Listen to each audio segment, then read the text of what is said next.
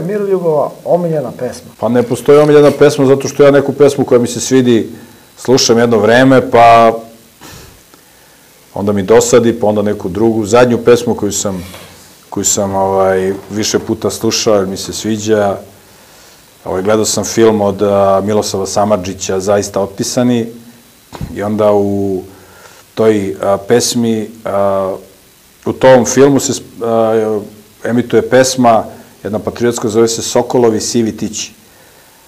A tokom filma i na kraju filma, kad je Odjevna špica, postoji instrumental za tu pesmu, onako neki simfonijski orkestar svira, jako dobra, bez pevanja, samo je muzika.